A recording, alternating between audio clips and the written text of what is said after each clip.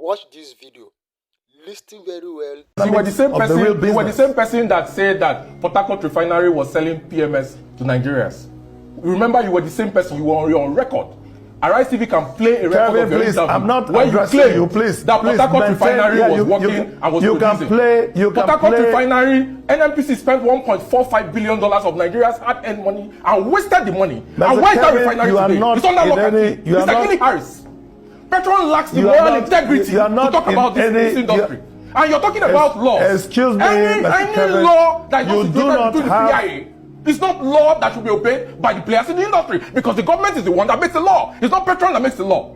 It's not Moman that makes the law. It's not Dapman that makes the law. It's not Lupeng that makes the law. It's not Pengassan that makes the law. The government makes the law. The PIA supersedes any other law that marketers have decided within themselves operates or governs the industry. All right, gentlemen, I think... You know, it's interesting, because if you go back in time, you see that even Bayo Ojulari, the new GCU of NNPC, has had Pengassan threaten him to shut down NNPC because of reorganization of the entity. So are we going to say that Bayo is paying workers at NNPC low wages because he came in and said we need to restructure the human resources of NNPC to be able to achieve the KPIs that the president has set for him? Dangote is reorganizing the organization. It's his company. He borrowed money to build a refinery, and he's drawn down his debts by very good management of the refinery to $3.8 billion. He still owes $3.8 billion.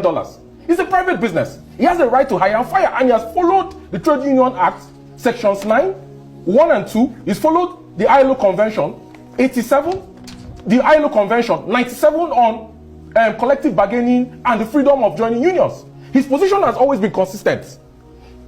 Pengassan and Lupeng cannot compel the members of his company and the employees of his company to join the union if they decide not to join the union.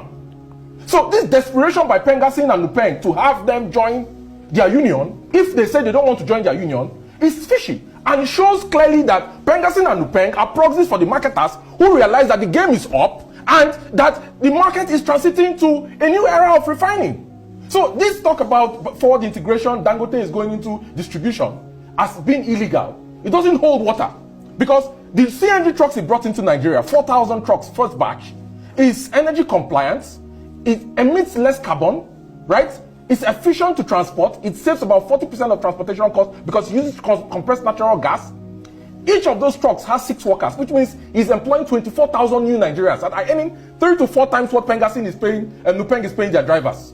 So I don't understand the argument of Pengassan, and it's completely out of place. It's completely out of place for Pengassan to order